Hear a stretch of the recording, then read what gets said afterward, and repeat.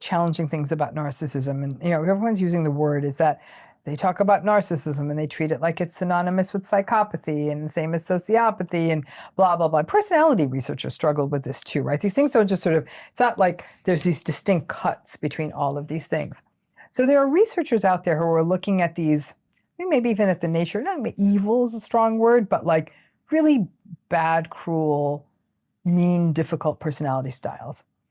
And what they found was, originally the theory was called the dark triad, and it was made up of narcissism, psychopathy, and something called Machiavellianism, which is really being exploitative and willing to use other people for your own advantage, right? And what the researchers found was that these things hang together.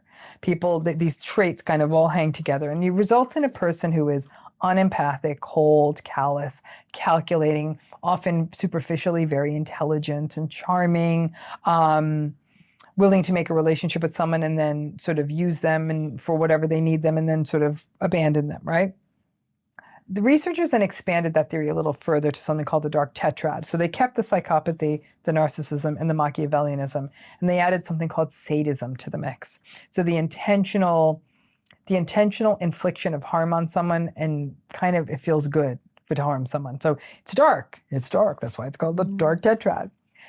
So when these traits hang together, we see, when we talk about malignant narcissism, it tends to be more of that, like really almost intentionally harmful, revenge-seeking, manipulative and cruel, and yet charming and all that stuff. There's that famous story of Dirty John, and it was an LA Times series. It was when podcasts were just beginning. Everyone was hooked. And it was basically the story of a woman, Deborah Newell, who she was in her 50s. She met a guy, charming, charismatic, handsome, everything she wanted to be. And, she's totally into him, and red flags everywhere. Her kids were adults. Her kids didn't like him, but still they move in together. Within 2 months, it was very clear something terrible about this guy, and manipulative and awful and dangerous. The whole story. So within 2 months, she was already having to live on the lam. She was having to move every 3 days. She knew how harmful he was. And then the whole story culminates in that he knew that some of her family members were naysaying him. So he was going to try to kill her daughter, Tara, and Tara killed him. Tara in self-defense. But that guy, John Meehan, the man she was in a relationship with, was a perfect example of a dark tetrad. And so it was evil all the way down. And yet charming, charismatic, attractive. She felt special. She felt seen. I mean, enough so that she obviously pulled him into her life. And the challenge with the whole story was there was a real tendency to want to depict Deborah as foolish.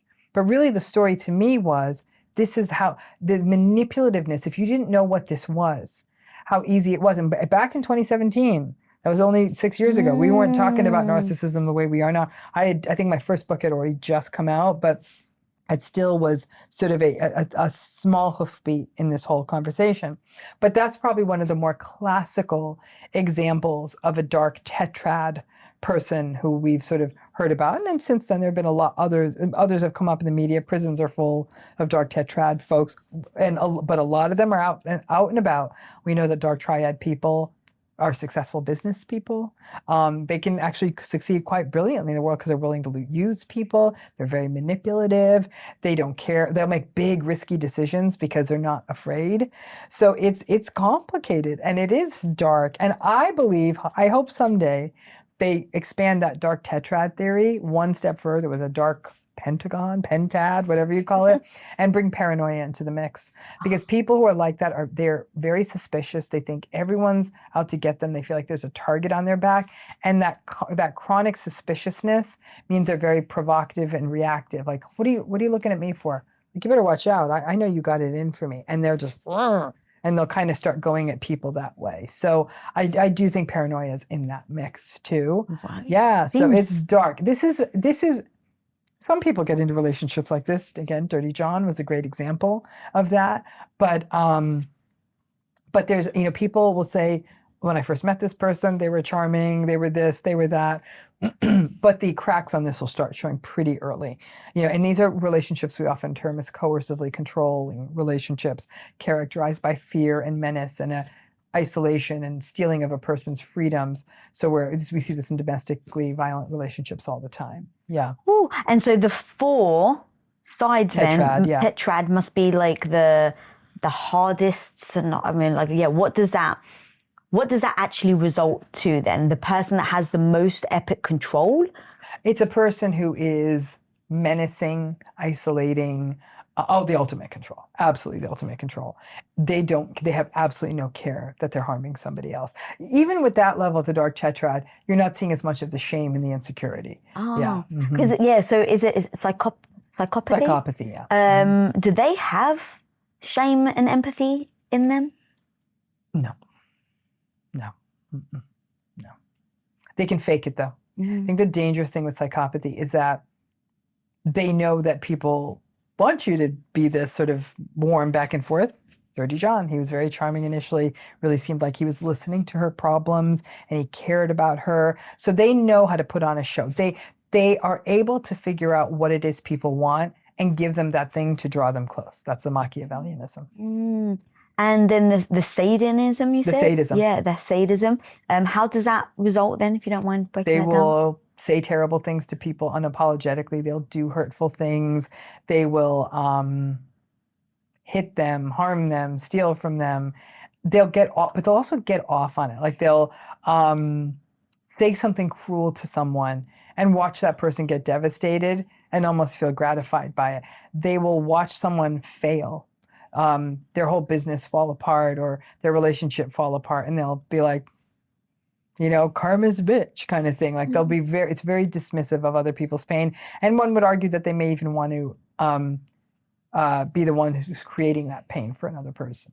Would serial killers then kind of go under this bucket? I would say a lot of serial killers probably are dark tetrad, yeah. Yeah. Wow, that's so freaking fascinating. So now if, let's say, with everything we were speaking about, I really want to come full circle.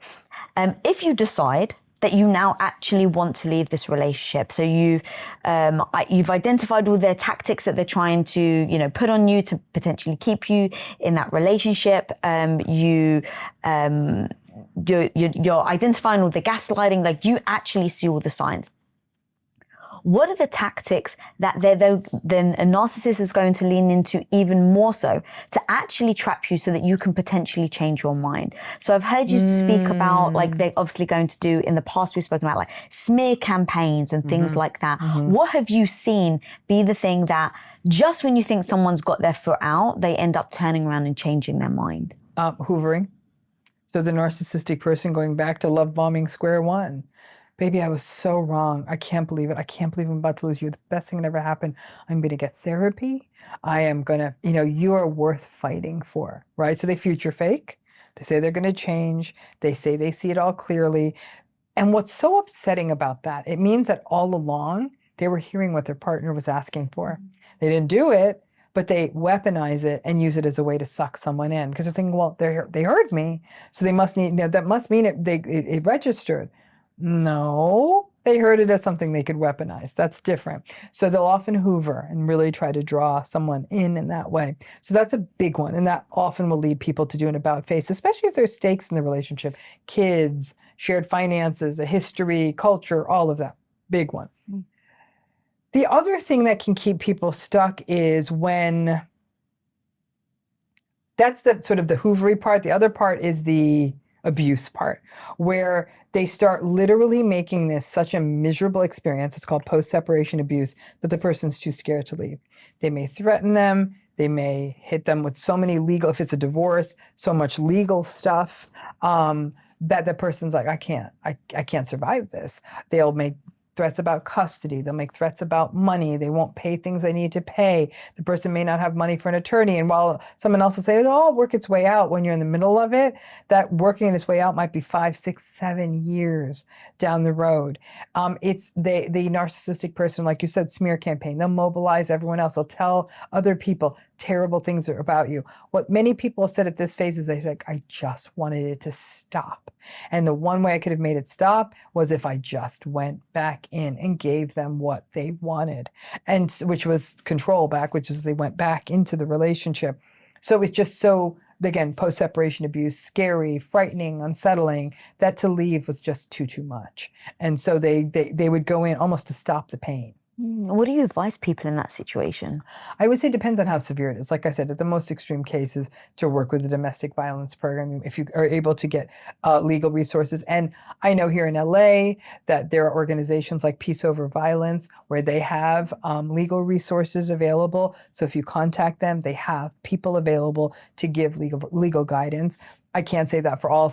I'm honored to be a part of Peace Over Violence's advisory board, and they've been around for a long time. So these things exist in different places, but sometimes areas that are more rural, and they may not have the same kinds of support. So, like I said, I can only speak to LA where something like that exists, but sometimes domestic violence programs can yield that. Countries like the UK, which are phenomenally ahead of the curve on understanding coercive control, there are a lot of programs in the UK where their domestic violence programs are accounting for coercive control. They often have great professional guidance and people, advocates, attorneys, things like that, who get it there and can guide people through that process. But like I said, it's spotty in terms of where people can get that. And if you're lucky, LA, UK, you might be able to get it. Other regions, not so much, but you may need supports and information.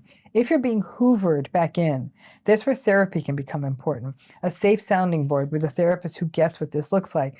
As a therapist, Lisa, I can never say to someone, don't go back, don't go back. But I can really help them say, okay, how are you feeling? And help the client sort of sound it out. And sometimes they come to their own conclusion, like, who am I kidding? And if they do go back in, having a good therapist say, okay, what are we going to learn from this, and walk them through it. So, but again, not everyone can always afford therapy, and I'm aware of that. And sorry, if you mind me asking, is that because legally you can't tell someone to go back or not to go back? So as a therapist, my role is not to give advice or guidance.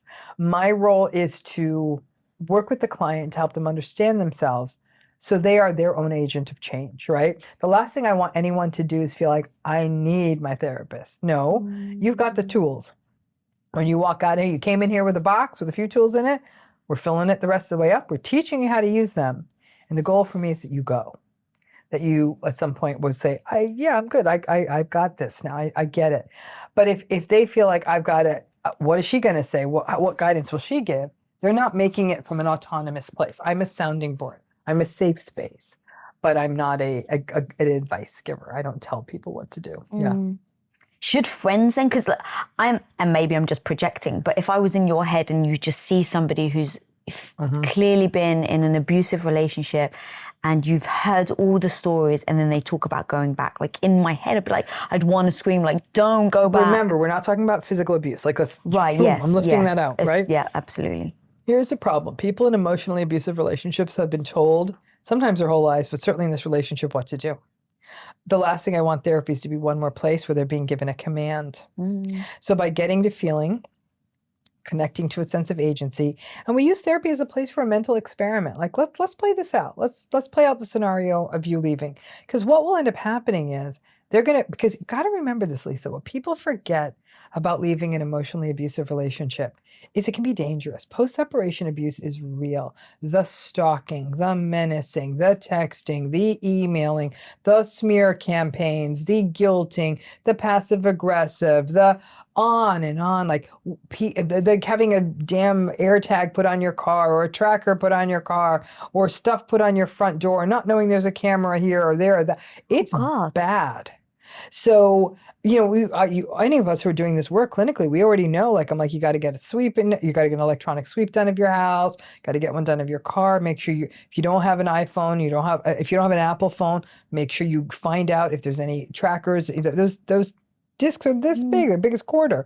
So make sure we really have to make sure there's no, get their computers over to like Geek Squad to get them scanned out, make sure there's no malware. Like it goes deep. Like we really have to work with people. So it's terrifying. And some people say, I don't have the stomach for this. So it's not that simple. Are they up for it? Do they have resources? Do they have a safe place to go? Do they have money? And the answer for that for a lot of people is no. Do you suggest in those situations, especially if it's if there is like I could just only imagine how that would feel, that someone's like coming after you, really trying to put a smear campaign out. You know, you've built this reputation, you're a good person, and this other person who, you know, you've said in the past, and you've said multiple times even in this episode, is that they're very charismatic. Like a lot of people do actually really gravitate towards narcissists. So you don't necessarily see all sides of them. In that situation, do you then suggest that people do things incognito, like on the side, like kind of like slowly leave a partner? Like, is that? That's a good question. So it becomes, you know, it was something we call in psychology successive approximations, right? You're not going to go from I'm in an emotionally abusive relationship to packing boxes just like that. And one thing I've often, you know, suggested to clients, we use therapy as a place to mentally play it out, right? And the second is we do small things. I'm like, whatever you can get documents-wise, I need you to start scanning this stuff. We need to get this on a thumb drive, and we need to get that thumb drive out of the house. Because you're going to need this stuff, and if you can't get it, slowly get a couple of your grandmother's earrings, things that aren't community property, things that clearly, again, you cannot take anything out of that house that is shared. If you're married, shared joint property. So, but a thing like you're thinking, okay, the last thing I want is to be locked out of this house and I can't have my kids' baby shoes or something like that. Put that stuff away someplace carefully if you think you're going to need to be getting out of this. And again, check your devices for stuff too. I mean, with the cloud and all this and people on family accounts, your phone is as good as a tracking device. If you're on a family plan, I promise you that narcissistic person knows where you are all the time. So be careful. So if you go in for a legal consultation to an attorney, they don't see you pulling up to that office in Century City. Leave the phone behind. Give it to a friend, get a burner, do something so you can be in touch with people that day, but that phone isn't following you all over creation. But if it's a shared car, odds are it has a tracker on it too. So it's really about, it's about preparation. It's about being realistic. It's about tiny little steps. For some people, even thinking about the thought of leaving is a big deal. Because I have to tell you, the first time a person says to me, I need to get out of this, I'm like, checkmate. We've got this. Now we got about 55 moves to that checkmate, but now I can see the game, right? And so once they say it, it's not like, great, let's go. I'll say, okay, talk to me. How are you feeling? How are you feeling in your body? And they'll say, my God, I'm panicking. I'm like, we're just talking about it here. So the mental experiment slowly. So they've now vocalized that there could be a future outside of this relationship. Then it's painstaking work, again, somatically connected to their own psychology, their feelings, their thoughts, the practicalities. Listen, Lisa, some people are practical. They're like, I am not sharing custody of these children. And they're like, at the stroke of midnight, when my youngest child turns 18, I'm filing those papers, and they do. And they literally, their kid's 18th birthday, they say to the attorney, pull the trigger, here we go. And that's because they've done the steps of... They've done all the other stuff, yeah. So actually, if you don't mind taking me through that, so you just said... Depends on the situation. I mean, it depends on the situation. It's going to be different for everyone. You know, if it's marital situation, it gets a little more tricky. It's going to be different in every state, every province, every country. So there's no uniform kind of piece here.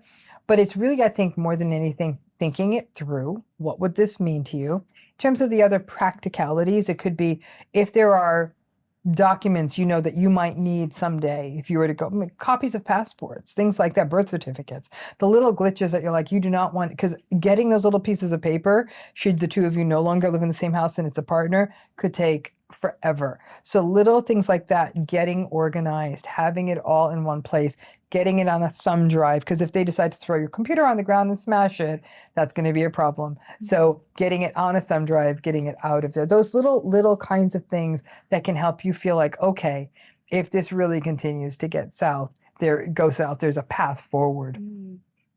For me to kind of safely get out of this.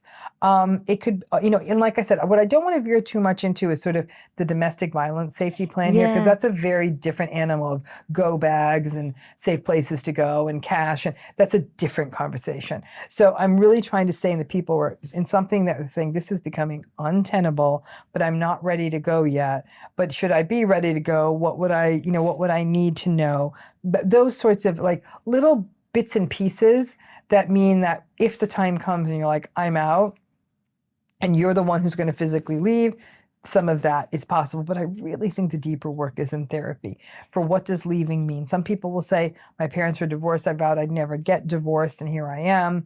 For some people, it would be they have their own abandonment wounds that are thinking like, well, what if the minute I leave, they meet someone new, or they're leaving because they feel like their partner is being sort of inappropriate or shady with someone new. Like, I don't want it to be so easy for him to go with the new person. It's complicated. So having a place to unbraid some of that stuff, but I think mentally playing it out. Like, what would this look like for me? What am I scared of? How would I feel? How would I cope?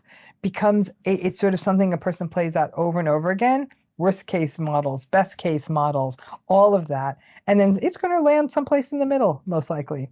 Well, that's so powerful there to think about, because I'm such a tactical person when I'm feeling emotional or like I'm feeling helpless is the truth. To have something to go back to that can be almost like a guiding source. Like, I really love that breakdown that you just gave of how do I feel, what would leaving look like, and then coming up with those tactical steps. Did you ever see the movie Sleeping with the Enemy? Oh God, I watched that as a kid and that just haunted me. And just thinking through how she really like had these massive plans behind his back, and then the fear of getting caught as you're having these plans. So how many of your clients, and what do you advise, like as they're processing this, they still haven't made a move yet, obviously not talking about physical abuse, but maybe I want to leave this relationship.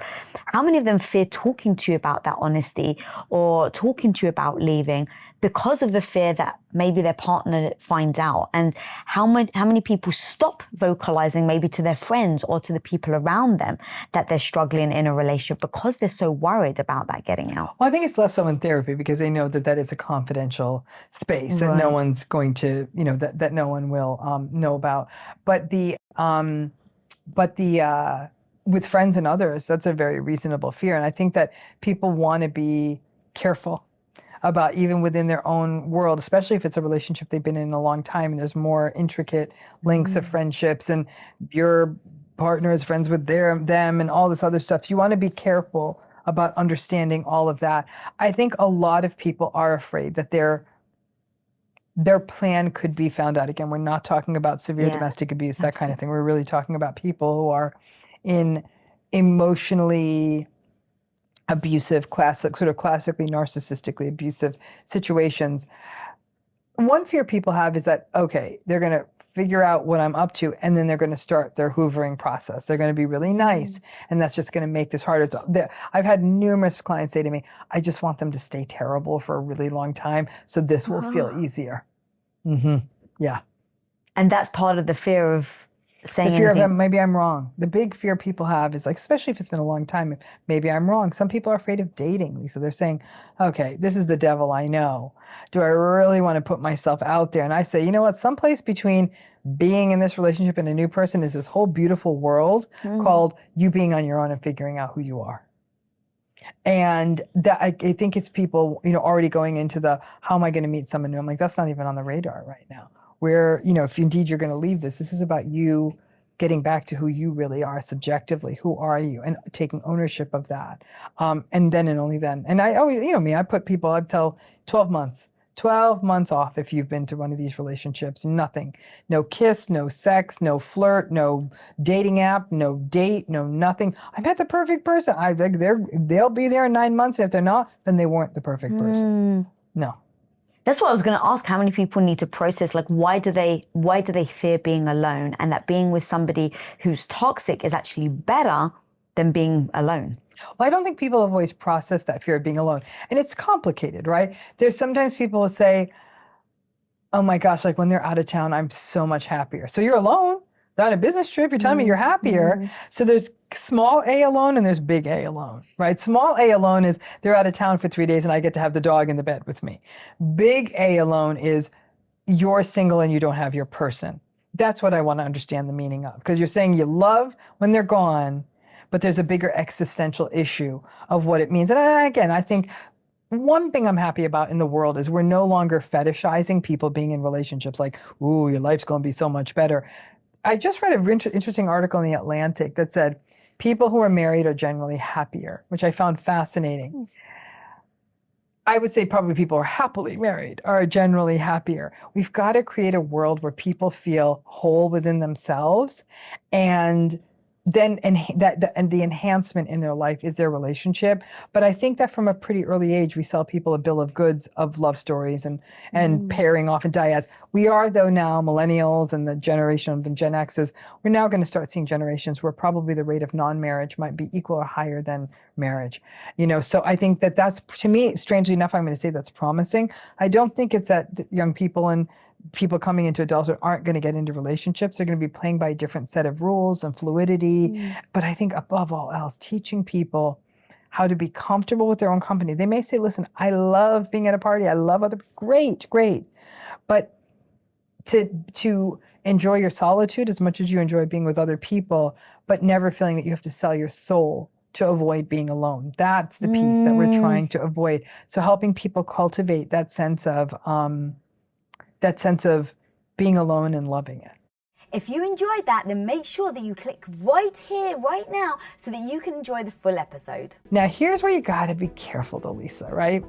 Narcissistic people, for their lack of empathy, lack of self-awareness, lack of regard for others, have an uncanny ability